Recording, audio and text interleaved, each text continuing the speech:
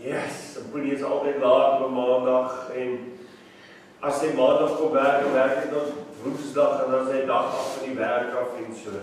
Yes, en ons het elke môre dan vat ek al die ouens voor ons nou uitgehaal die lekker wat ons hande dan bid ons. En daai môre besluit ek nie op wag. Poenie gaan ek nou nie 'n langer verder sukkel met hierdie duiwel wat saam met hom want al hand op die lyf loop nie. En ek sê dan almal ek sê dat Poenie in die middel kon staan. En hy is ook nog skaam, maar hy kan staan maar daar in die middel. En ek sê, maak toe die kring, ek gaan staan daar by Poenie. Ek sê in die naam van Jesus bestraf ons hierdie lui duiwel wat by Poenie is. Here, en ons stem almal vanmôre saam. In die naam van Jesus, gaan weg jou vuil duiwel. Ons wil jou nie meer by Poenie hê nie. Hy wil werk. Vir 3 weke. Presies op tyd. Niks nie. Poenie, hy verbaas al die manne. Hulle spot almal en sê, yes, nou Poenie is vroeg vanmôre. Hy is vroeër as ons en al sulke goed. Vir 3 weke flat is hy daar op tyd. Presies nie 'n dag af, niks nie. En daai laaste week toe hy sy pyp kry daai Vrydag, is die laaste. Toe kry hy daai duiwel op in die hand, hy nooit weer terug. Nooit weer. Ek weet nie wat op Poenie geword het nie, maar hy was net weg. So dis wat die Bybel sê. Hy sê as die Here by die huis kom en hy jaag die owerste van die huis uit wat daar is, dan gaan daai demoon oor allerlei plekke en hy gaan soek 'n huis en dan kom hy terug en dan kry hy huis is leeg en dan gaan hy 7 sterker as hy is, dan trek hulle na huis en dan is daai huis die moeilikheid hoor. Nou ja, op Poenie. Ja, lei duiwel. Dit was nou 'n lei duiwel daai hoor. Okay, ons gaan na die skrif toe. Ons het vanmôre, Here. Ons is op 'n ride vanmôre, hoor. Kyk net daar. Dis die Kersfeesboek. Die groot leuen van tradisie. Met die toring van Babel wat hulle nou gebou het daar in New York. Kyk net daar. Daarbo is ook 'n liggie met die toring as jy ook kan sien. Wat brand? Nou dit is daai 7-kantige perspex, ek weet nie wat noem hulle dit nie. Wat hulle daar aangesit het. So as die lig van een kant kom, dan skyn hy na al die ander kante toe uit. So hy kom een kant en dan kom hy 7 weer skyn hy aan die ander kant in verskillende reënboogkleure daardeur. So dis nie verniet dat daai ding daar gebou is nie. Maar nou ja, kom ons gaan lees. Ons kyk, ons is daar nog in Egipte land. Ons wil vanmôre net so raak in Openbaring. Want al hierdie plae vind ons ook weer in Openbaring. En daar moet 'n koneksie wees tussen hierdie plae van die Egipte en die plae van Openbaring.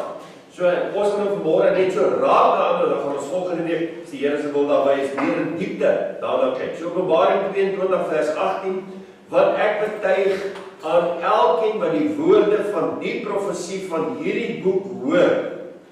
As iemand by hierdie dinge byvoeg, dan sal God oor hom die plae byvoeg waarvan in hierdie boek geskrywe is. Verskriklike woorde hierdie vir die ouens wat die Bybels vertaal en oorvertaal en oorvertaal en goed daarin sit wat hulle pas. En die Joyce Meyer Bybel en die Jimmy Swaggart Bybel en al hierdie ouens het nou hulle eie Bybels. En tot daai president, wat was sy naam nou? Ek nie sy naam onthou nie. Jefferson. Daar is die Jefferson Bybel. Dankie Patrice.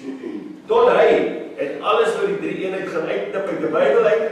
En die Bybel is tot vandag in die museum in Amerika, waar hy al hierdie goed uitgeknip het en sy eie Bybel gaan skryf het sonder die drie eenheid.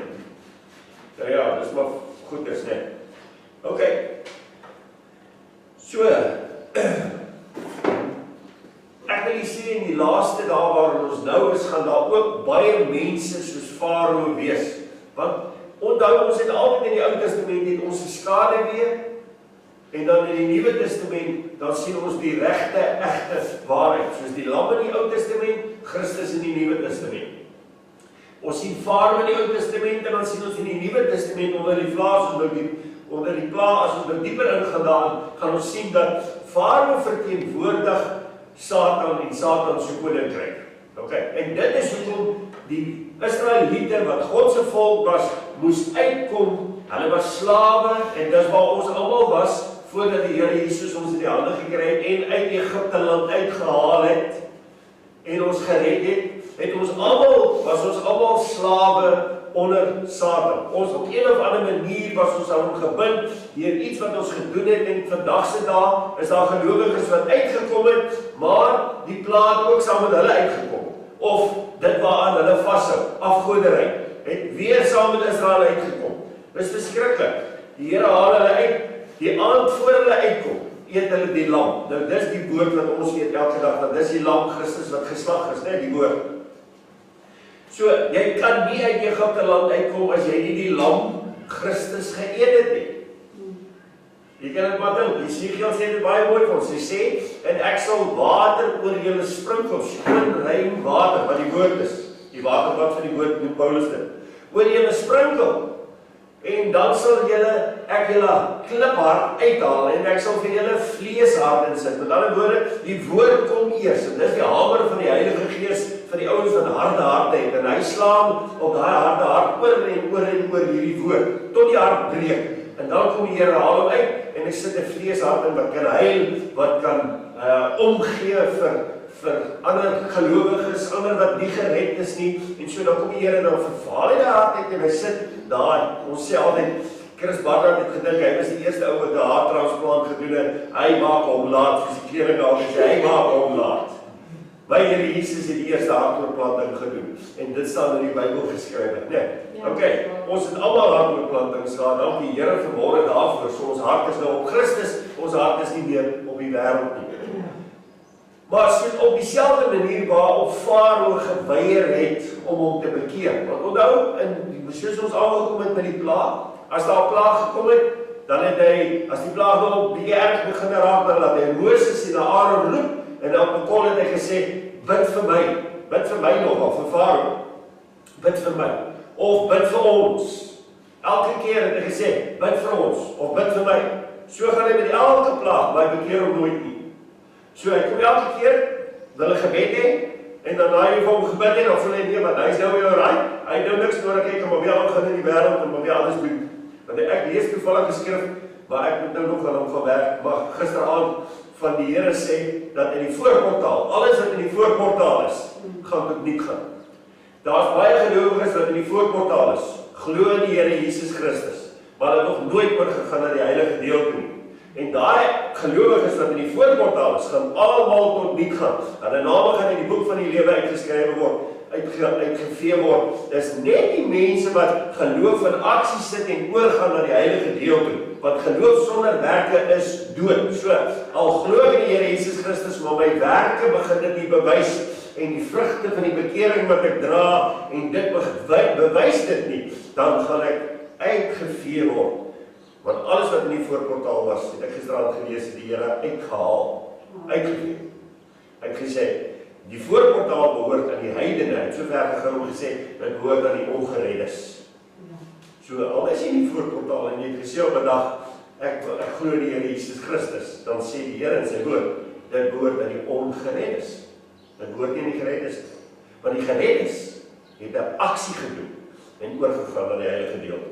En daai aksie, dit is 'n brug van 'n aksie, net soos wat Abraham die offer moes bring, moet ek en u sterf in die doopwater, vir ou mense gaan begrawe in die doopwater. En dis al manier ons van die voorportaal na die heilige deel kan kom.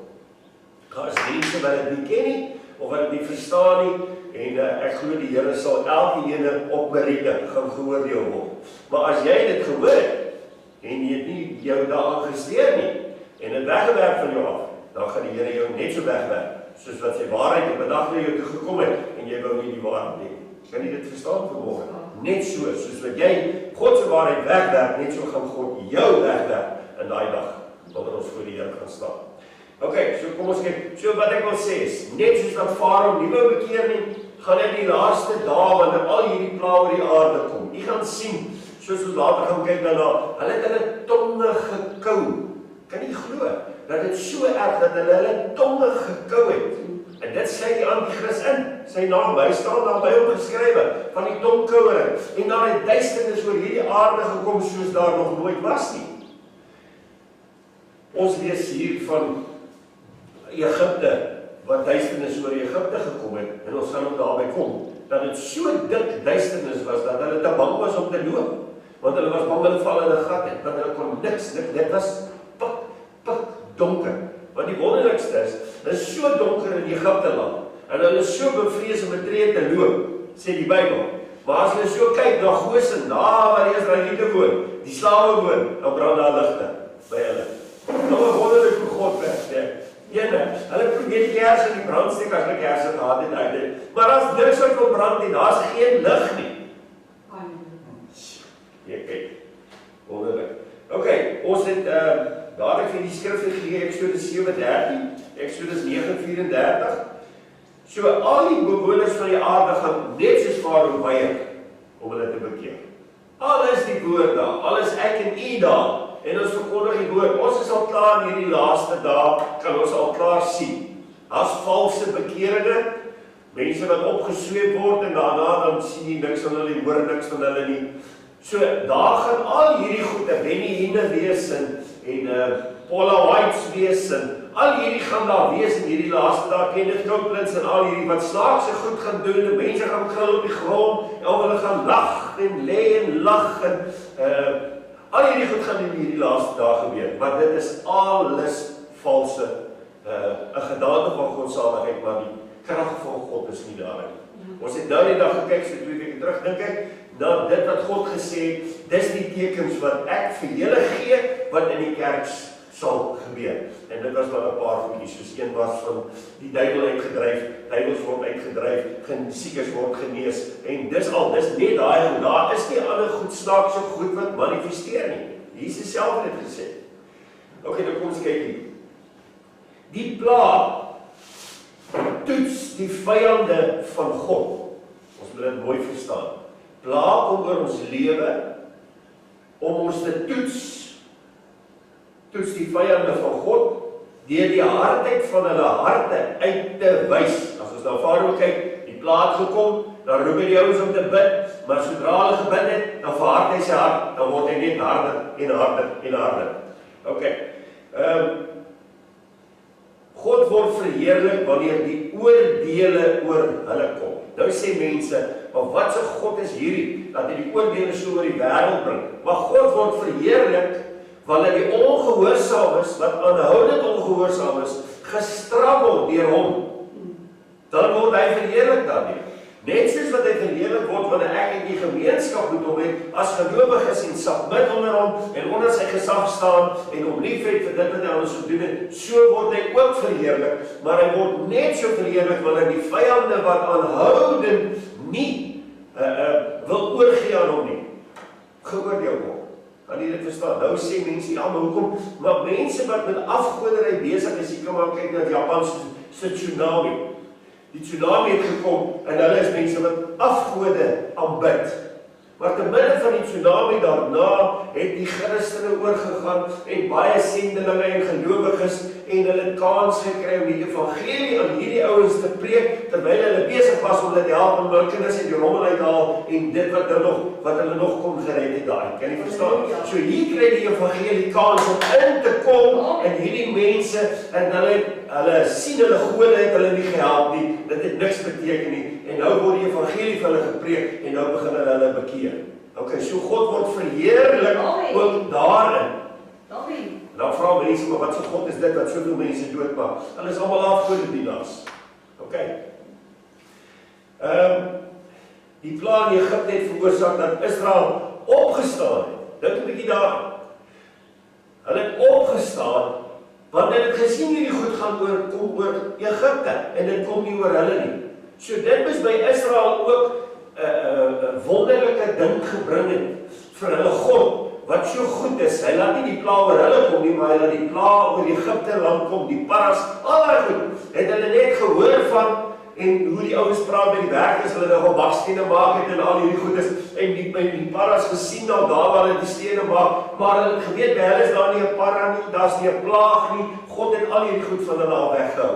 En op daardie manier het hulle ook meer en meer geloof in God gekry, sodat toe Moses vir hulle sê, maar julle moet op die 14de dag die lam slag die aan, en julle moet julle staf neem, en julle moet julle omgord, en julle sandals aantrek, want julle moet julle gereed maak om te reis.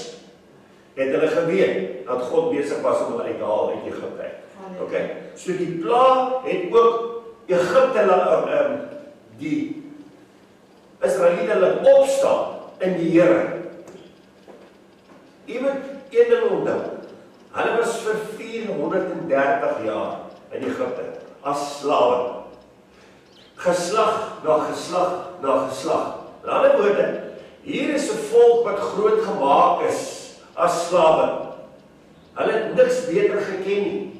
Hulle het 'n storie of twee wat die ouers, die eerste ouers, miskien vir die tweedes en die derdes en die vierdes en die vyfdes vertel het, dat daar eendag 'n dag was wat hulle nie slawe was nie, wat hulle hier kom bly in Egipte. En Josef was daar en het goed met hulle gegaan en so. Maar nou is hulle slawe. Hulle het 'n slaafgesindheid, dit moet ons verstaan. Die Here kan niemand met 'n slaafgesindheid gebruik nie. Dink daaraan vanmôre. Ek en u nog 'n slaaf is aan die wêreld en ons het nog 'n naaldstring wat vas is aan die wêreld om een of ander rede, dan kan God jou en my nie gebruik nie. Hy kan nie 'n man wat nog rook gebruik om die evangelie te verkondig met 'n sigaret in sy hand. Niemand sal na hom luister nie. Kan jy dit verstaan vanmôre? So. Dis wat ek vir julle probeer sê.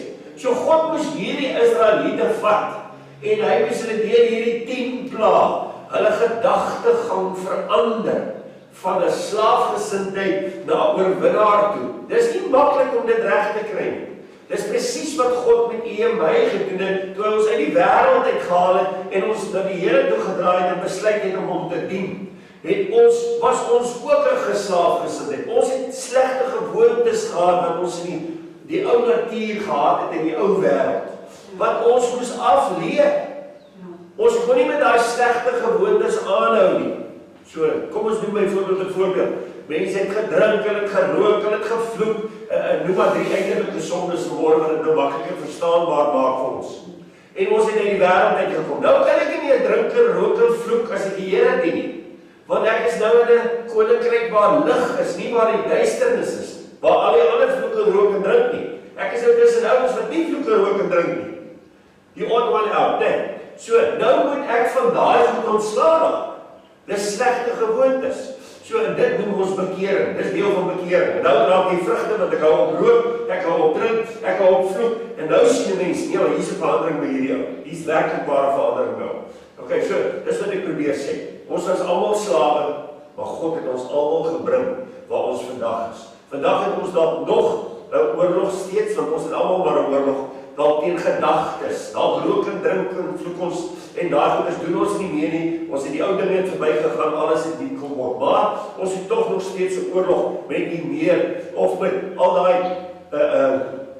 innerlike goedjies wat nog by ons is, wat deel van ons karakter geword het in die Ou Testament, of in die ou lewe, okay, ons Ou Testament, die ou lewe, deel daarvan geword het, wat ons nou vandag moet veg, aanhoudend moet veg. As ek kwaad geword het, iemand ek het iets gesê wat ek moes gesê, moet ek teruggaan, want God verwag van my om te gaan om verskoning vra en sê, ek is jammer, ek het my vererg, ek het alweer dit gesê wat ek nie moes gesê het nie, vergewe my asseblief, en dank God daarvoor, dat ons Christus se gesindhede in ons het, sodat ons ander kan vergewe, en nie daar weg met ons sê, nee, ek wil jou nie vergewe nie, kan jy verstaan? Dis die wonderlikheid van God, vandag vir u en vir my as kinders van die Here. Right, nou kom ons gaan kyk. Aan die einde sal daar weer 'n lied gesing word. Toe Moses hulle uit Egipte uitgekom het hulle die lied van Moses gesing. Ek wonder wie die lied geskryf het. Dit kan net Moses wees wat hom geskryf het. Hoe sing hulle die lied van Moses? Nou staan daar in Openbaring geskrywe, Openbaring 19, Openbaring 15 staan daar mooi, en daar sal weer 'n lied van oorwinning gesing word, wat na die lied van Moses verwys, en nou die lied van die lam is. Ek hoor, kom ons kyk gou, of ons nou in die hande kan kry, waar is dit? 15 vers 1 tot 3. En ek het 'n ander teken in die hemel gesien, 'n groot en wonderlik 7 engele met die 7 laaste plaag, want daarmee is die grimmigheid van God volëindig. En ek het gesien iets soos 'n see van glas, gemeng met vuur, en die oorwinnaars oor die dier en oor die beeld en oor sy teken en oor die getal van sy naam. Kyk nie, die waaroor moet ons oorwinning kry, broer en suster, dis nie meer die 666 en ek weier nou net om die werk te kry nie. Kyk nie, wat is alles gekoppel in dit. Hy sê,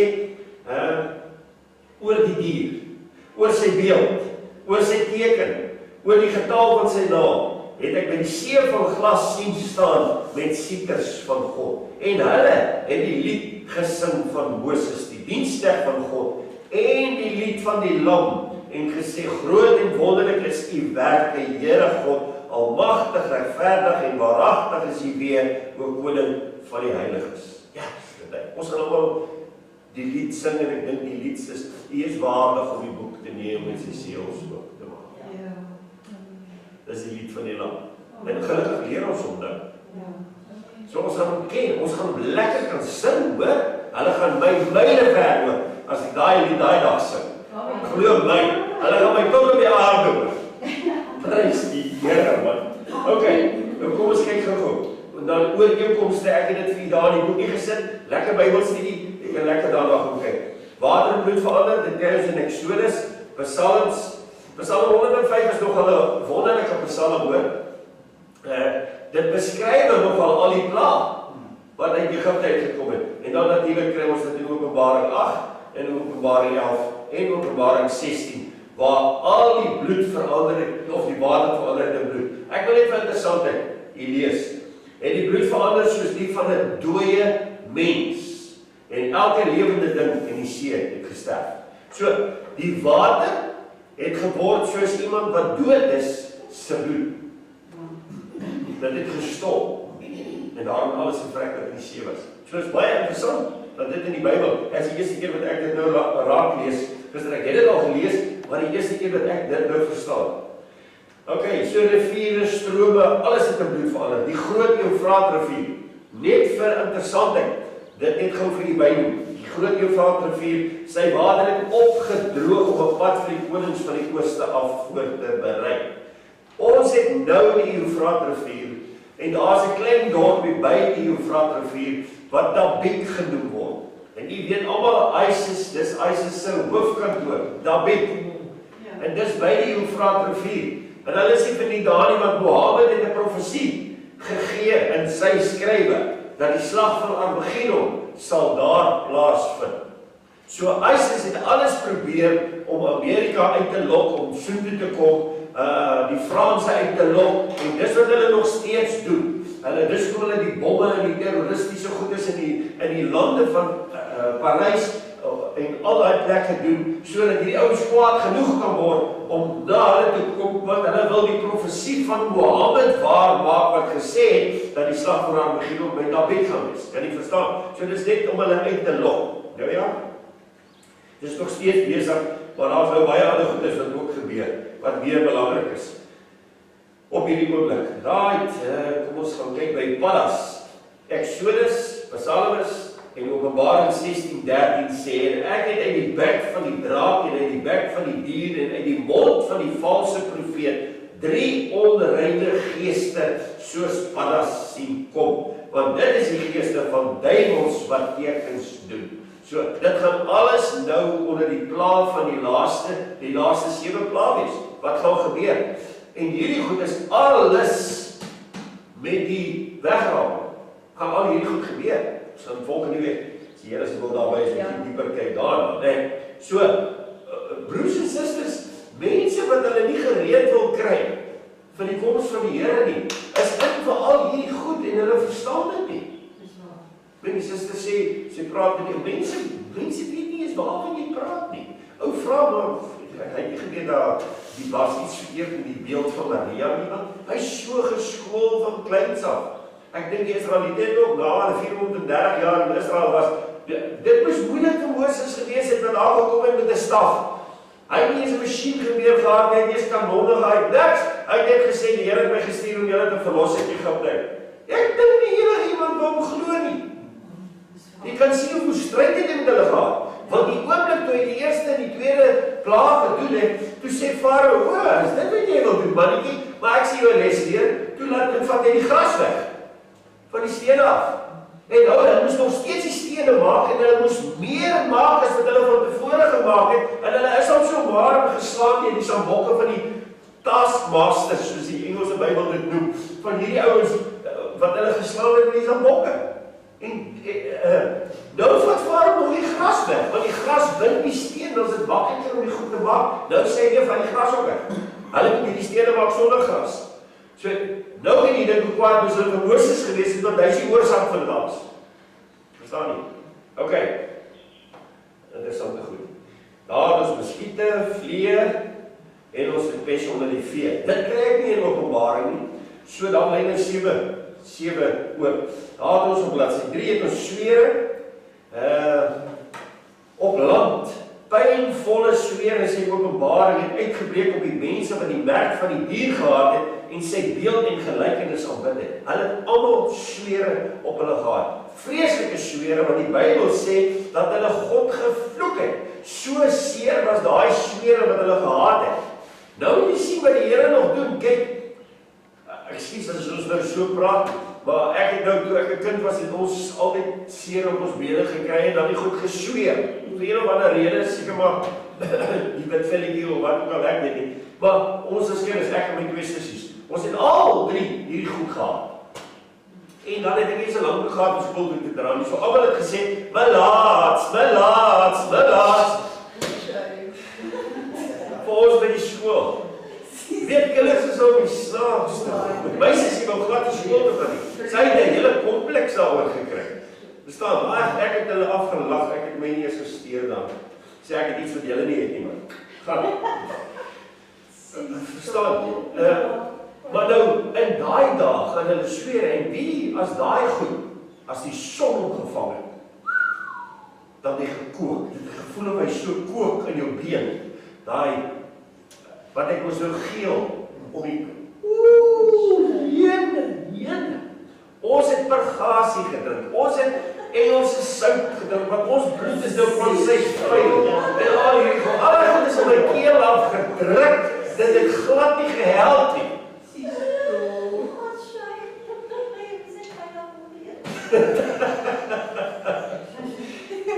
So, nou ja, ek wil net vir julle sê, ek weet, myne was maar nie so groot pitsvere nie, maar hierdie goed wat hulle het, was baie groot goed. En as die son om in die hande kijk, dan jy gaan nou sien, daaronder, toe God die son nog warmer maak, as wat hy nog ooit op die aarde was. Kyk, as die Here dan my vuur warm maak, dan maak hy hom warm. Hy is 'n verterende vuur, hy weet presies waar hy moet wees. Hy is nou die een wat ons louter as goud, en hy weet presies hoe warm hy dit moet maak. Nou kyk, staan ons nou. Punt G. Die PLAE is in die lug, op die land, en oral soos ons nou lees. En hier is ons nou by die lug, die haal. En die groot stad is in 3 verdeel, en die stede van die nasies het geval, en die groot Babylon is in gedagtenis gebring voor God, om haar te gee die beker van die wyn, van die grimmigheid van sy toorn. En alle eilande het gevlug, dalk onder die water. Ek weet nie of dalk het hulle regtig die mense gevlug. En die berge is daar nie gevind nie. Nou onder ek waar hulle heen. Groot haal van omtrent, kyk nou hier. 'n sakkie sement is 50 kg. U weet almal hoe swaar is 'n sakkie sement. Dis die haalstene wat gaan val op hierdie aarde. Wat God vir Job sê, weet jy dat ek hulle in my skatkamers bære? Imagine, 'n 50 kg haalsteen val in die lug. Broer, daar's niks van jou oor nie, is 'n druppel nie. Hy het omskrap jou plat, gelyk met die aarde, stof tot stof, een oomblik. Dink daar, en dit gaan gebeur. Dis een van die 7 PLAE. Ek wil nie naby hierdie wêreld wees wat daai goed gebeur nie, broer en suster. Glo my. Okay, nou sê hy 50 kg het uit die hemel op die mense geval en die mense het God gelaster. Niemand bekeer hulle nie. Hulle harte word net harder, soos wat die Here meer en meer PLAE op die aarde bring. Hoe harder word hulle harte? Nou vloek hulle al die Here. Is verskriklik. Okay, punt, 'n sprinkane. Jy weet die sprinkane wat uit die put gaan kom. Ons het die put al oor en oor behandel, maar jy kan dit daar gaan lees. Dis alles in Openbaring. Net vir interessantheid.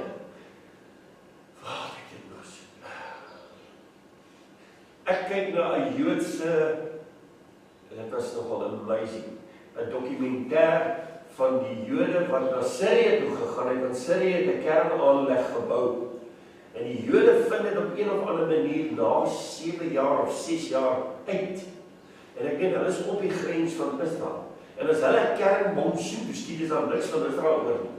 Maar hulle vind dit uit dat Noord-Korea hulle help om al hierdie goed te doen. Dis nou die dag. om hierdie goed te doen, in die 80er jare dink ek. Weet jy wat, die Here help die Jode, en hulle vind uit waar dit is, en hulle gaan, hulle doen, nou, kyk ek in die Joodse helikopters, wat hulle gebruik, wat hulle sê wat omtrent glad nie gelyk maak nie, hy is so stil daai ding, hy loop doodstil. Soos hy opstyg van voor af, kyk ek om, en ek sien, die hele gesig van hom lyk net soos 'n sprinkaan se kop. So, ons weet nie wat gaan dit regtig sprinkane wees, wat uit die put uit gaan kom, of gaan dit helikopters wees, met 4 pyle uit hulle stert uit, wat geskiet word op die mense. Ons weet nie, verstaan, dis maar alles, ek dit sien te dink ek, maar wie wat, hierdie sprinkaan, en hy skiet 'n vuurpyl van die agteraf, hy kan nog baie skade onder die mense doen. En, ja, ons dink nog, wat gaan in die laaste dag gebeur? Ok, dan het ons, die sprinkane, duisternis, die troon van die dier. Sy koninkryk was in duisternis gestort. Mense het aan tonge gekou, en die God van die hemele gevloek oor hulle pyn en hul sere, maar het geweier om hulle te bekeer oor dit wat hulle gedoen het. Kyk net daar. Hulle weet dat so God, maar hulle wil hulle nie bekeer nie. Hulle weier nie om hom te aanbid. Dan kry ons daar die dood van die eerstgeborenes, maar ek kry dit ook nie in die Nuwe Testament nêrens nie. En dan kom ons by die son. Die son was mag gegee om die mense met vuur te brand. En hulle het die naam van die Here gevloek, wat kontrole oor hierdie plaag gehad het, maar het geweier om hulle te bekeer en hom te verheerlik.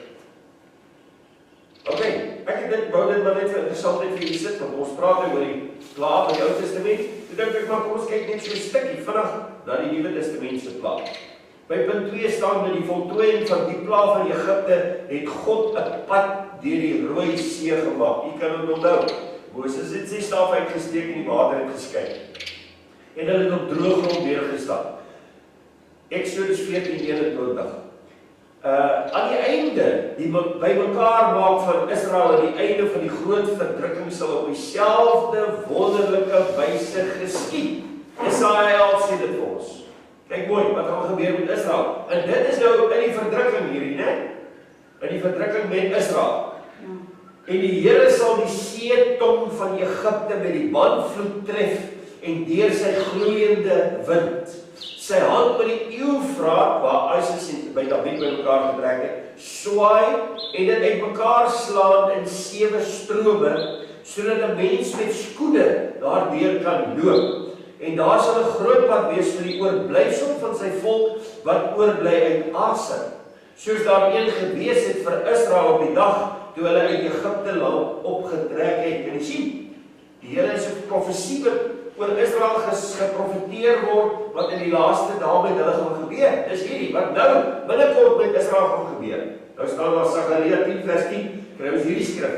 En ek sal hulle terugbring uit Egipte land en uit Aser, hulle vergader, en hulle na die land Gilead en die Libanon bring, maar dit sal vir hulle nie voldoende wees nie. En hy sal deur die see van benoudheid trek, dis nou God, en die golwe in die see slaan, en al die dieptes van die Nyl opdroog, ook sal die trotsheid van Assirië, ons het met Assirië te doen, dis die ouens van die kerk goed gesit en toe gaan blaas Israel dit op. Nou kyk nou hierdie, ook sal die trotsheid van Assirië neergewerk word, en die scepter van Egipte land wyk. Dis alles die laaste dae se profesie, wat nou gaan gebeur. Jy verstaan dit. Dis wonderlike goed, wat die Here vir ons nou voor die tyd sê, dis wat met die Jode gaan gebeur. En dan gaan, deur hierdie goed wat gebeur, gaan die Jode hulle bekeer. Of van die Jode. 144.000 sien ons staan op die berg van die Here, met die land en die Vader se merk op hulle voorhoofde. En dis na die verdrukking, of in die verdrukking, net. Maar so aan die einde. Alright, kom ons kyk, Eksodus 9 vers 23. Ons is in die 7de plaag. En Moses het sy staf na die hemel uitgesteek, en die Here het donder en haal gegee. Kyk mooi, ons het dit nou gelees in die Nuwe Testament, kyk nou hier is ons in die Ou Testament. En vuur het na die aarde uitgeskiet. Dis seker weerligstrale, ek weet nie wat is soos Moses dit neergeskryf het. En die Here het haal op Egipte land laat reën, en daar was haal en onophoudelike vuur binne in die haal. 7de plaag was haal, soos daar nog nooit was nie. Die 7de God was die God van plantegroei en oeste. Onthou, ons het na 10 gode wat ons na kyk, wat hierdie plaag verteenwoordig. En dis hoe God 'n plaag gestuur het, was teen elke God wat daar in Egipte land aanbid is. En hierdie God was die God van plantegroei. Nou kyk mooi. Waar ons dit nou gelees? Plantegroei, wingerdstok, vyebome en die bome van hulle grondgebied. Waar is ons nou? Ek loop dit vooruit. Psalm 105, kom ons lees vandag. Vers 32. Hy het hulle reënshaal gemaak. 4 vlamme in hulle land. Dis Dawid wat dit nou skryf. En hy het hulle wingerdstok en hulle vyeboom geslaan. En die bome van hulle grondgebied verbreek. En dan lees ons dit daar. In Openbaring 8:7. Die eerste engel het geblaas en daar 'n haal en vuur gekom en bloed gemeng en dit is op die aarde gegooi en 'n derde van die bome het verbrand en al die groen gras het verbrand. OK, nou kan ons dit sien. Nou kom Jeremia 10 vers 3 tot 4. Onthou, hierdie God wat ons nou teen praat, is die God van plantegroei, die bome, al hierdie goedes, wingerde. Dis daai God. Nou kyk wat sê Jeremia 10 vers 3 tot 4. Hoe langer 'n afgod in 'n mens se lewe is, veral as dit 'n tradisie geword het wat geslagte lank al aankom en ook dalk deur die kerk gevier word, hoe dieper is die wortels, hoe moeiliker is dit om hierdie boom uit te kry. Veral as jy op 'n punt gekom het waar jy glo dat dit nie 'n afgod is nie. Nou ons kan duidelik sien. Ek dink, kom ons lees net gou. Dit sal ons nog 'n beter idee gee. Jeremia 10. Kom ons bly gou so. Jeremia 10. Jeremia 10 vers 3 tot 4. Ek moet bestaan daar. Want die insettinge van die volke is nietigheid. Want 'n boom in die bos kap hulle om. Die handewerk van 'n ambasman met die byl. Hulle versier dit met silwer en goud. Hulle maak dit vas met spykers en hamers dat dit nie waggel nie. Soos 'n voëlverskrikker in 'n komkommertuin is hulle. Hulle kan nie praat nie. Ja, hulle moet gedra word, want hulle kan nie loop nie. Wees nie bevrees vir hulle nie, want hulle kan geen kwaad doen nie, want daar is ook geen goed doen by hulle nie. So 'n oulike voorbeeld vir ons van die kersboom wat opgemaak word met goud en silwer, né? OK, nou gaan ons dis moeilik, want hierdie is alles deel van tradisie. Ons les vanmôre se dames die groot leen van tradisie. Deur die jare het ons met 'n tandebuis gekom, byvoorbeeld. Ons het deur die jare gekom met 'n Kersvader, met 'n Sinterklaas, met 'n klasvaartjie. In die aand sien die klasvaartjie gaan nou kom, gaan die sand in die oogies gooi, dan gaan jy lekker slaap. En al sulke goed het ons as kinders mee groot geword. Ek het my pa self gehelp. Daar was 'n denneplantasie daar by ons, om die byl te vat en 'n boompie te gaan soek wat nou min of meer nou sal pas en hulle blik met grond, verfblik met grond te plant en dan ons het daar in die hoek gesit met liggies opgemaak en ek het altyd beklei want ek wil altyd die liggie, die engeltjie met wat die liggie binnekant het. Hulle daai net al die liggie binne gehad. Bo aan sit die ster.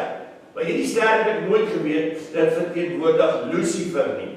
En hierdie boom verteenwoordig Nimrod en Semiramis en al hierdie goed. Ek het dit nooit geweet nie.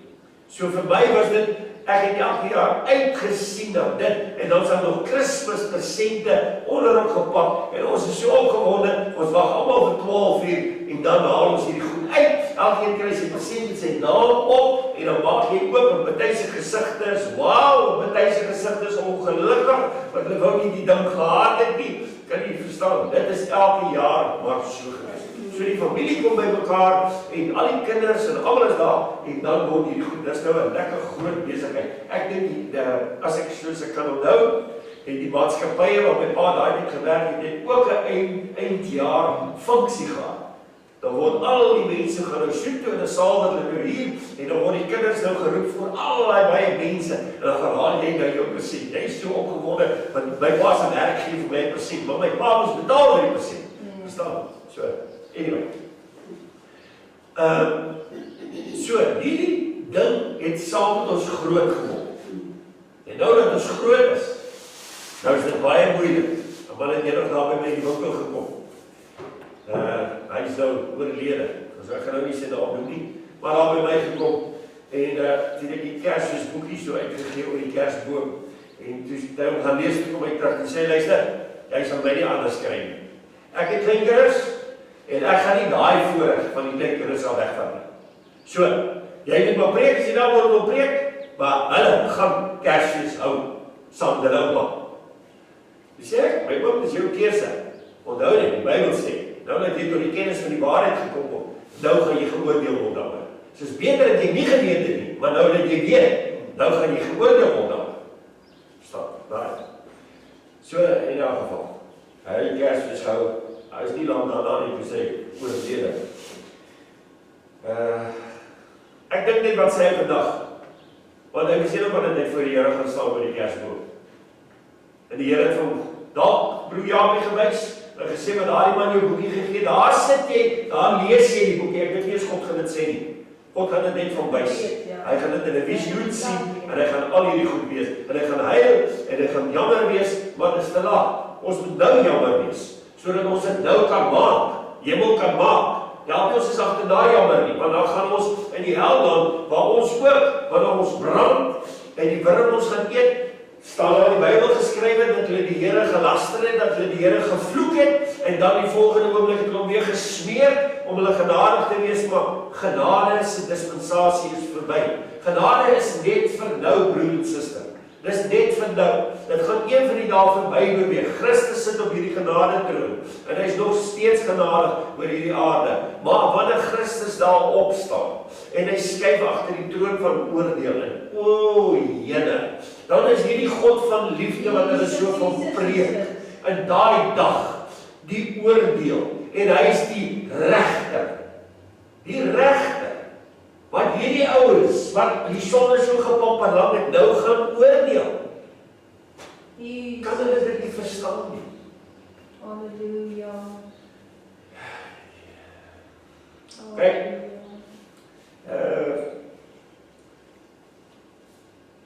ek weet, nie een van ons glo ek hou nog Kersfees nie, ons weet ons nou al hierdie waarheid al lang al. Maar weet jy, die gevaarlikste ding van Kersfees, is wanneer die kinders kom. Dit is moeilik as die kinders nie gered is nie. Ek kan verstaan die ou ookie, sy kinders, maar dit is klein kinders, maar sy kinders wat nie gered is nie. En hulle sê, nee, hulle glo, hulle gaan Kersfees, en as span van Kersfees hou nie, dan hou ons Kersfees op ons eie, dan kom ons ook nie Kersfees by hulle toe nie. Verstaan, dit is maar al sulke goeders wat al gebeur, of wat nou dalk gebeur, want daar is baie mense wat glad nie meer Kersfees hou nie. Ek weet, ek het die boekies laas jaar uitgedeel oor Kersfees, en elke kar wat verbygekom, by elke tweede, derde ene, as hulle die foto wat so gekyk het, sien die Kersfeesboom, sê dankie Here, ons hou dit nie meer nie. Maar dankie vir die boekie.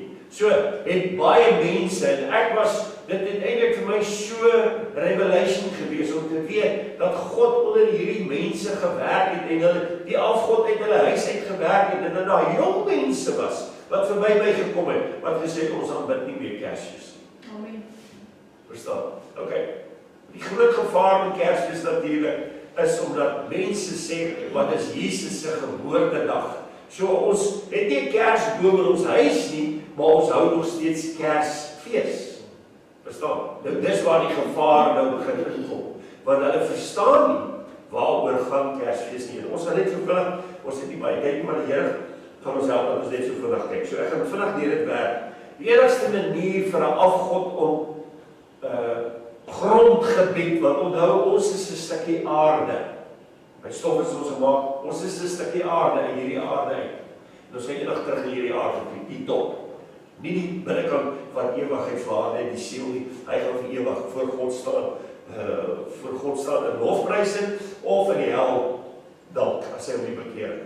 So, die enigste manier hoe 'n afgod in jou en my grondgebied kan kry, is deur ongehoorsaamheid en rebellie. Daar's geen ander manier nie. So wanneer ek en u nie gehoorsaam is aan die woord van die Here nie, dan maak hy maak dit 'n deur oop vir Satan om in te kom en hy kry grondgebied by ons. Grondgebied in die vorm van, hy sal onvergewensgesindheid byvoorbeeld by jou bring. Iemand het jou kwaad aangedoen jare terug, en jy kan net nie daai persoon vergewe nie. Hy het grondgebied binne in jou lewe. Hy staan daar, hy het sy toren daar gebou. Hy is in beheer, hy het jou gekry nogal om die boumateriaal te gaan haal en te koop, want dis al jou denke en broeiery op hierdie ding. En hy word 'n massiewe God in jou lewe, net soos die kersboom. En om hom af te breek, broer en suster, dit is 'n, Paulus sê, breek die vestinge af, wat in ons gebou is. Waardeur word dit gebou? Dit word deur ons gedagtes gebou. Nie fisies nie, maar dit is eintlik soos fisies. Dis eintlik erger as fisies, want fisies kan ek 'n hamer vat of 'n stootskraper, ek stoot die ding net om en dan gaan hy. Maar om hom in die gees dood te kry of ontslae te raak van hom, nadat jy hom vir jare behandel het en op hom gefloreer het, was jy kan op daai slegte ding van onvergewensgesindheid so broei, dat dit 'n heiligdom word in u lewe. Dis waar. Jy kan hom so toebedek dat niemand naby dit moet kom. Soos iemand met jou praat met onvergewensgesindheid, dan sal jy dadelik in 'n ander rigting praat. Want jy wil nie, nou wil nie oor hierdie God gepraat word. Iemand, eendag in Wesmoed, het ek gepreek aan vir die ouens en gesê, daar is baie goed in ons huise, waaroor ons nie praat nie. Waaroor die vinger opgaan, en sê, ons praat nie daaroor in hierdie huis nie. Of in hierdie plek nie. Byvoorbeeld, 'n dogter wat uit die huis het gegaan het, sy was swanger en die pa was baie ongelukkig oor die dogter en toe jaag hy weg in die huis. En sy moes nou op by ander mense gaan bly of wat ook al. Dan jare na dit, as daar oor daai saakie gepraat word, waar is Elise? Sê, ons praat nie daaroor. Verstaan nie? So, daar's soveel goed in ons lewe wat ons daar het, en dit is die gevaar van tradisie, en dit word 'n tradisie in ons lewe, en hy word deel van ons lewe, onvergewensgesindheid, en jy kan jou nie voorstel om sonder hom te wees nie, want in die aand as jy gaan lê, dan bedink jy. As jy opstaan in die môre, dan bedink jy. Want die duiwel maak seker dat jy elke dag om sterker bou, sodat hy nie afgebreek word. Okay, so, ek dink ons het genoeg gepraat oor hom. Maar onthou net, hy kry grondgebied in die geestelike lewe. Dis die gevaar. Hy lyk soos 'n uiterlike ding, maar om maat, uiterlik kan hy nog by die deur uitgooi, soos ek nou net daar vir u gesê oor die huisgenoot. Maar as hy die binne is, dis 'n ander saak om daar uit te kry. So sienbaar, gooi jy hom uit, ja, gooi die ding uit ons nie, maar hier binne, as hy nie hier uitgegooi word nie, dan bly hy. En hy bly lekker. Baie mense glo, solank die afgod nie in hulle gedagtes is nie, dan is daar niks meer verkeerd nie, en dan kan 'n mens die afgod ook in jou huis inbring, opmaak met goud en silwer, rolleballetjies, 'n ster en 'n engel bo, terwyl daar geestelike liedere daarby gesing word, solank hulle net gedurig deur God loof en prys, en aan hom dink terwyl hulle dit doen. Hoe valskundig gelowige nou net nie wees nie. Hy sit die afgod daar, en nou sing hy en hy prys God, en alles rondom die afgod. Kan jy onthou waar sit in die Bybel? Aaron. Kan jy onthou dit kalf gemaak? 'n goue kalf. Dit kan net sowel 'n kersboom wees, dit kan net sowel enigiets in die lewe wees, wat jy 'n afgod van maak, wat daar is, en daar hardloop jy om hierdie afgod, en jy prys eintlik die Here, want jy sing geestelike liedjies, want ons sien, eers het hy die kalf gemaak, Aaron, en pragtig, toe bou hy 'n altaar vir die Here voor die kalf, sodat God nou nie moet sleg voel nie, maar sodat God nou kan weet, hulle aanbid hier rondom die kalf, maar dis eintlik sy altaar, dis eintlik vir hom wat hulle dit doen. So, die kersboom is daar, hulle sing geestelike liedjies, maar dis eintlik Jesus se verjaarsdag. Kan jy dit verstaan vanmôre? Hoe wil ons onsself bedrieg met dit? Die meeste dinge wat ons vandag tydens Kersfees doen, is heidense dinge wat ons oorgeneem het en 'n Christelike rokkie daarvoor aangetrek het en nou het ons dit Christelik gemaak. Punt C. Kersfees se Romeinse Katolieke uitvinding en inleer. Kom ons kyk gou daarna. Die eerste ding waarna ek wil kyk is die woord Kersfees. Kyk mooi waar kom dit vandaan. In Engels word dit baie mooi vir ons verduidelik, Christmas. So dit was as ons in die jare terug in die Romeinse Katolieke se boeke in. En ons sal kyk in die Romeinse Katolieke boeke. Dan kom ons gou agter dat hierdie was twee woorde, Christ en Mass. Dit was twee aparte woorde. Maar deur die eeue het die Romeinse Katolieke hulle ingelyf by mekaar, een woord gemaak en gemaak asof dit van die begin af daar was. Maar dit was nie. Dit was twee woorde. So die feit dat dit twee woorde was, nou as een woord gebruik word. Die skrif leer ons baie duidelik dat lig geen gemeenskap met die duisternis kan hê nie. Hierdie heidense vakansiedae wat daardie tydperk van die 23ste af na die 26ste Kersfees elke jaar was die Romeinse Saturnalia fees wat hulle gehou het. Dit wil ek ook vanmôre vir u sê. Dit is net so groot gevaar. Sodra afgod in jou lewe inkom, dan hou jy daar afgod se feeste en jy dans om hom en jy koop geskenke en jy doen al hierdie goeders, alles om hierdie afgod te vereer. Dis die ding. Dis nie net die afgod nie, dis die feeste wat rondom die afgod is, wat ook daarmee op. Ek dink aan al hierdie mense wat hierdie horings blaas en al hierdie goed. Dis afgodery. Dis 'n bok se horing, 'n geslagte bok se horing daai. Wat jy vat en nou blaas jy vir die Here. Nou kyk mense aan die bok geslag en die bloed kan uitloop en hulle gesê, Here, ek doen offers soos die Ou Testament vir u doen. Kan jy dit verstaan vanmôre? Dis van die duiwel af, broer en suster. Ek sien nergens Paulus 'n horing blaas nie. Ek sien nergens in die Nuwe Testament Jesus 'n horing blaas of sy disippels 'n horing blaas nie. Geliefdes, kan jy dit verstaan? Nou is die gelowiges wat ons onder sulke goed inbring. Mag die Here hulle wakker skud. Right, so, kom ons kyk gou. Hierdie heidense vakansiedae van die Romeinse Saturnalia is die oorsprong van omtrent al die tradisionele Kersvieringe. Die datum self is geneem van die songod Nimrod se verjaarsdag op 25 Desember. Nou sien ons dis die eindelike ou wat verjaar op Kersfees. Die Romeinse Katolieke het hierdie hele mengsel geneem, saamgevoeg en daar het die Kersfees of in Engels Christmas gekom. Die songod se verjaarsdag is verder geassosieer met die geboorte van Christus eers, kyk mooi, 354 jaar na Christus en hierdie biskop Liberius van Rome het dit gedoen en in boeke neergeskryf. En die geslagte daarna, jy sien mos wat gebeur. Sodra dan net so lank 'n bietjie sê, vertel hulle een, maak hom groot genoeg, vertel hom lank genoeg, dan glo hom. Dis presies wat hulle gedoen het. Hierdie beweging was doelbewus gemaak om nou die nuwe doktrine te akkommodeer, die nuwe fees van Christmas. En was daar hierna na Konstantinopel oorgedra in 379 na Christus. 507 na Christus het die wetboek van Alaric dit aangeteken as 'n openbare vakansiedag. Kyk hoeveel jare dit hulle gevat om hom uiteindelik te kry om die Romeinse Katolieke fees uit te werk en dit nou hulle fees te maak.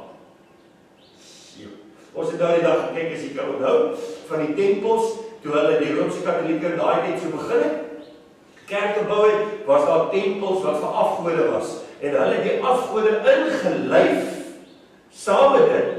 En dan, sodat hulle nie daai gemeente verloor nie. En hulle nuwe gemeente, wat ook Katolieke is, almal geakkommodeer onder een vaandel in hierdie tempel waaraan die heidene die afgode aanbid het hulle ook ingebring. En daarom is die beelde, soos Maria se beeld, Jesus se beeld, daai is al 'n beeldekuns van dis wat die heidene in hulle tempels gehad het, was al hierdie gesneede beelde.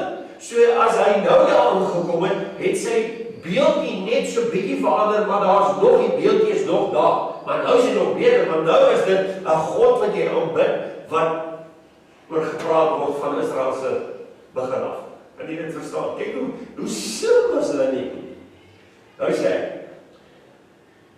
die naam Saturnalia het uitgesterf, maar die feesvieringe soos byvoorbeeld 'n gedekte huise met almal groen takke en blare, sien die feeste het nog daar gebly. Die gee van geskenke, feesvieringe is aangelas by Kersfees. Dit was 'n tyd van goeie dade teenoor alle mense, 'n tyd om geskenke uitgee, 'n tyd om vriende te besoek. Klink baie soos vandag se Kersfees.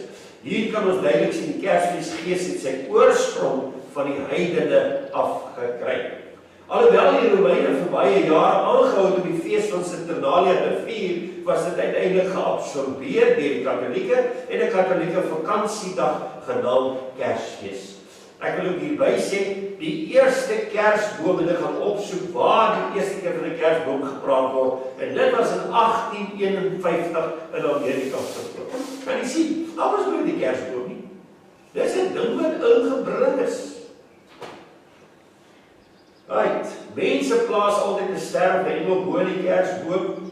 Daar's 'n skrif daarteen, Jesaja 14, en dis die skrif oor Satan. As jy dit gaan lees, gaan jy meer duidelikheid agter Satan en sien waar kom hy vandaan. Hoe het jy die hemel geval, o morgenster, seun van die dag geraak? Hoe lê jy teen die aarde neergeslaan, oorweldiger van nasies? En jy het in jou hart gesê, ek wil opklim in die hemel, my troon verhef bo die sterre, wat ander engele is, van God en sit op die berg van samekoms in die uithoeke van die doode. Ek wil klim bo die hoogtes van die wolke, by gelykstel aan die allerhoogste. Wat jy dit hier sien? Ok, ek gaan nou nie verder daaroor praat nie, kom ons kyk groot leen van tradisie. Kersseisoen maak leenaars van kerke, of leenaars uit kerke en predikers elke jaar. Ek is so geskok. Ek kyk 'n man wat nogal vir my die woord reguit sny. Verragtig. Daar is soveel ding van hom wat ek gekyk het. Is ek so geskok. Want agter op sy platform is nie net een kersboom nie, 2 kersbome in elke hoek. Met liggies afgeneem. En dis 'n man wat die woord reguit sny. Glo my. Maar hy is nog nie klaar met die God nie. Of hy het nog nie die Heilige ontvang nie. Verstaan sy goed die woord?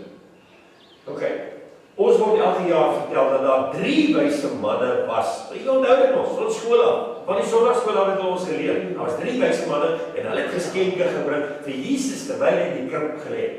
Het ek nou die hele storie vertel soos dit was. Kan jy dit onthou? Ja. Dis alles die grootste leuen. Daar was nie wyse manne, maar hulle noem 3 goed wat gegee is, maar ek bedoel sê nie. Maar ons is geleer in die skool. Daar was 3 wyse manne en elkeen het 'n geskenk gebring. Nou ek wil vir julle wys. Die skrif verklaar baie duidelik dat dit nie 3 wyse manne was wat na Jesus in die krib gekom het nie, maar die skaapherders. Dan is hy skrif mooi. Die skaapherders, toen Jesus se geboorte, die engele in die oop veld gekry en gesê, luister, vandag is daar 'n raadsman sterkte vors gebore. Volg die ster. En die volgende oomblik gaan hulle kom in by Maria en hulle buig voor Jesus, die skaapherders. Hoekom is die skaapherders eers gewees? Want vandag het God herders oor hierdie hele aarde wat hy aangestel het, wat nog steeds voor hom buig. En die mense leer om te buig voor hierdie wonderbaar raadsman sterke vors, ewige Vader. Kan nie verstaan? En nie 3 wyse manne nie. Want dan het ons Salomo se evangelie wat die vrymesselaar spreek. Tradisie. Wyse, kan jy dit verstaan? Nou net so vinnig as dit woorde staan. Matteus 2 vers 11. En hulle, die wyse manne, kyk mooi, dis die volgende skrif wat ek nou vir julle gee. En hulle, die wyse manne, het in die huis ingegaan en die kindjie by Maria sy moeder gevind, neergeval en hom hulde bewys. Eerste plek, kan ons sien, daar's geen krib nie. En kan ons sien, hulle is nie in 'n stal nie, hulle bly nou in 'n huis. Ons het dit al die jare gelees, maar ons het dit nooit gesien nie. Nie sien hoe bedrieglik is die wêreld net nie. Hoe bedrieglik is die kerk net nie, waarin ons groot geword het nie. Daarom maak hulle 'n skatte oop en bring hom geskenke goud en wierook en mirre.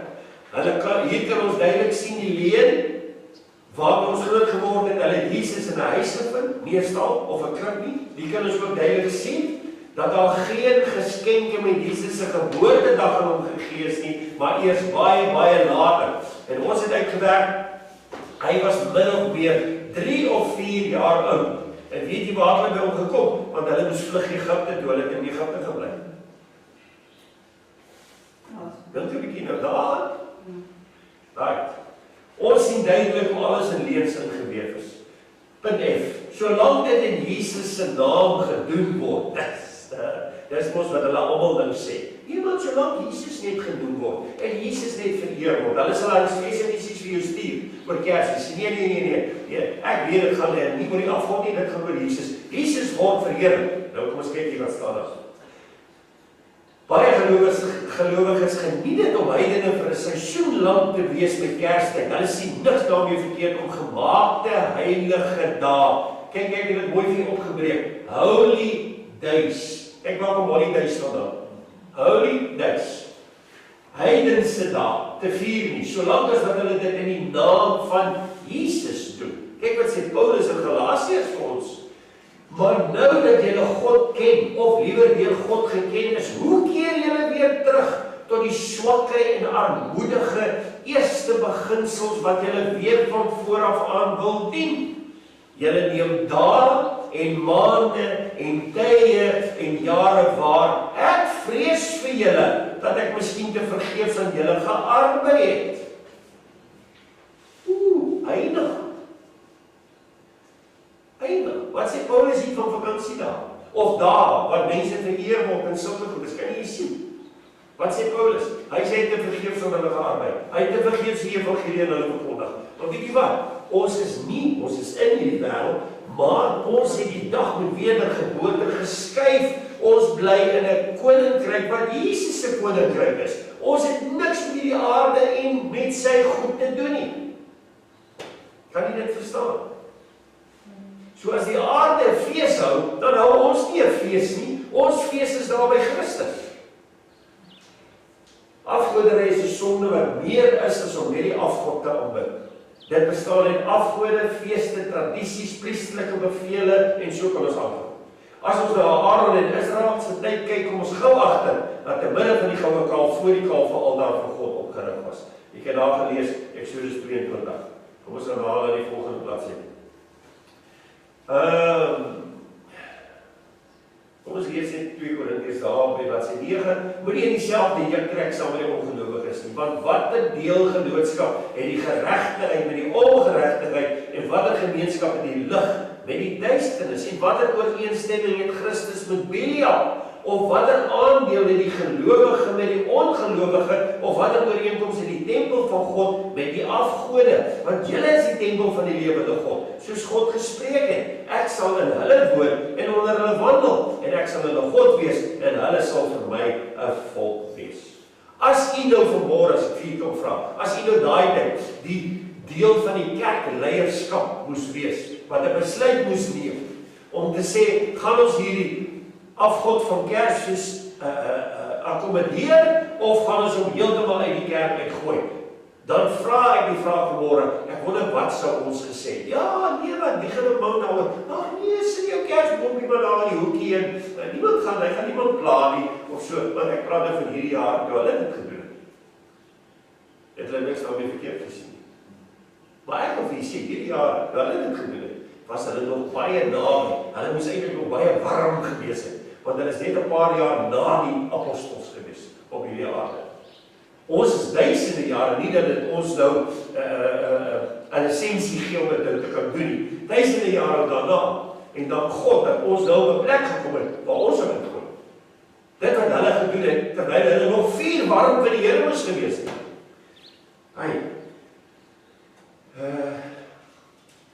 Die skep van dae homself te verheerlik. Laastens wil ek sê dat Christus nie op 25 Desember gebore is nie, is 'n groot stelling hierdie. Volgens die Joodse geskiedenis was die wintermaande te koud vir die herders om hulle skape buite te hou en oor hulle te waak. Ons lees dit in Lukas 2 vers 8.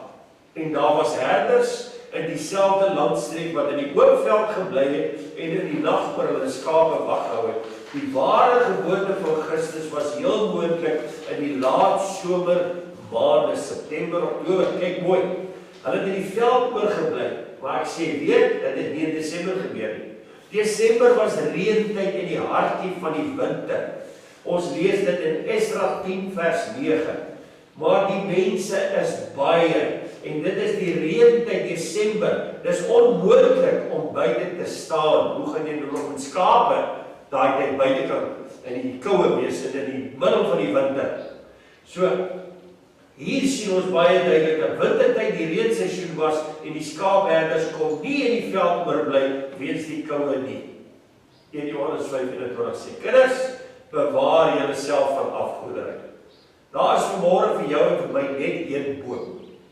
En dit het die Here voor Adam en Eva neergesit in die tuin en gesê, jy mag nie van die boom van die kennis van goed en kwaad eet nie, maar van al die bome in die tuin mag jy vrylik eet. Daai boom is tot vandag toe voor u en my gestel. My ouers, hulle het die boom voor hulle gehad. Ek en hulle help die boom afkap in die veld uit en in die huis gebring. Maar my pa moes my geleer het as priester van die huis, luister, dis 'n afgod hierdie. En jy moet dit nooit vir jou kinders leer nie. Daar is net een boom en dis die lewende boom en dis die boom van die ewige lewe, Christus Jesus vanmôre vir ewig. Verstaan jy dit? Dis doodstil hier vanmôre by ons. OK, een boom. Kom ons sluit af met die Egiptenare. Ons gaan weer terug na boom toe. Ek wil net dit sê. Hoekom moes Jesus aan 'n boom gekruisig word? Dink 'n bietjie daar. Want die boomverhaal word vertel van Semiramis en Nimrod. En Semiramis het met haar eie seun getrou, Nimrod was, so sleg en boos was hulle. En toe gaan Nimrod dood. En toe, omdat almal geglo het hy's 'n God en hy gaan ewig lewe, hy sal nooit sterf nie. Almal het hom aanbid vir Nimrod. Toe moes hy vinnig 'n ander plan maak. En toe, ewe skielik op 'n dag toe roep sy die volk na en sy sê, maar Nimrod het nou in die ewige ingegaan en hy is nou in die geestelike wêreld waar hy beter gebruik kan word en hulle beter kan help as hulle hom nou aanbid. En toe vat sy hulle na 'n boom toe wat afgekamp was en hier loop hy uit, loop sy uit die boom uit. En ons lees dit in Jesaja 11. Kan jy dit onthou? En hulle vat daai skrif in Jesaja 11 en hulle koppel dit aan Nimrod en sê, maar dis Nimrod wat nou gereïnkarneer het deur die immergroen boom. So alle immergroen bome vandag word gesien as Nimrod en daar word hulle afgekap en hulle word een keer 'n jaar in die huis ingebring en dan word daar gebuig voor Nimrod, want Nimrod was die god wat van die toorn van Baal afgekom het. En die wit geslaan geword. OK, so dis die rede hoekom dit gebeur het. Maar die Egiptenare, ons maak klaar met dit. Die Egiptenare neem hulle dooies en sit hulle in hout wat van hierdie bome afgekom het. Hulle dooies was daarin toegemaak. Moses het teen hulle God van dooie aanbidding gekom. Dooies wat aanbid word, dit is wat hulle gedoen het. Hulle het daardie bome geneem, hulle konings en daarmee gebalsem en daardie dooies was dan aanbid. Party was op piramides geplaas met hulle afgode. Vandag nog na duisende jare is daar nog steeds piramides wat oopgegrawe word met mummies in van baie jare terug. Tot vandag toe, in baie kerke word die dooies aanbid. Die Katolieke aanbid die dooies, Maria, Petrus, Lukas, ensovoorts. Spiritisme, wat konseis dooie geeste, Satans en demone wat voorgeel is om die lede oproep. Ou en nuwe apostels, wat glo dat daar nog vir die dooies gebid kan word. Ek wil vir julle sê wat God 'n gordyn voorgetrek het, mag ek en jy as mense nie agter daai gordyn gaan. God het ons verbied om met hulle wat piep en mompel enige gemeenskap te hê. Hulle wil moedswilliglik nie na die Vader toe nader deur die Seun Jesus Christus nie. Terwyl die woord sê, daar's geen ander ingang na die Vader behalwe deur die Seun Jesus Christus nie.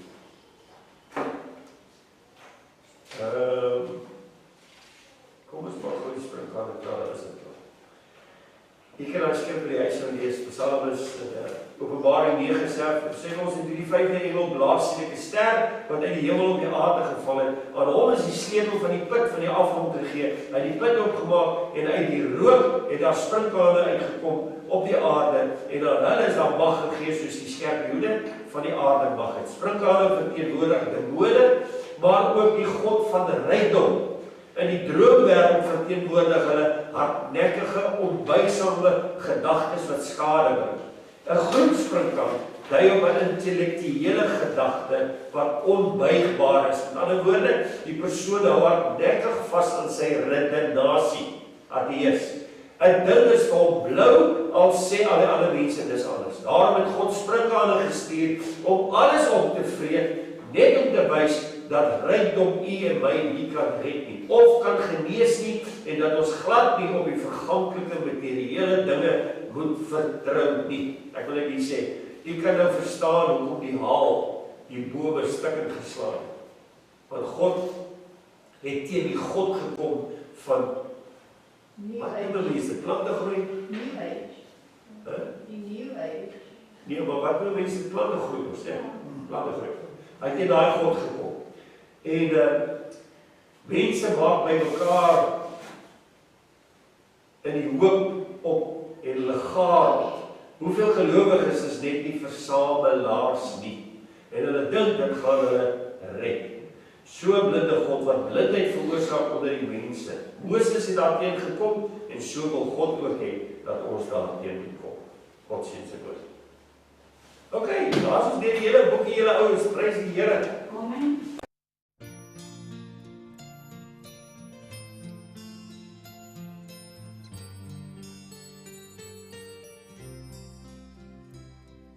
Spirit of the living God, fall afresh on me. Spirit of the living God, fall afresh on me. Melt me, mold me, fill me, use me. Spirit of the living God, fall afresh on me. Spirit of the living God, fall afresh on me. Spirit of the living God, fall afresh on me. Melt me, mold me, fill me, use me. Spirit of the living God, fall afresh on me. Where the Spirit of the Lord is, there is peace. Where the Spirit of the Lord is, there is love. There is comfort in life's darkest hour. There is light and life. There is heaven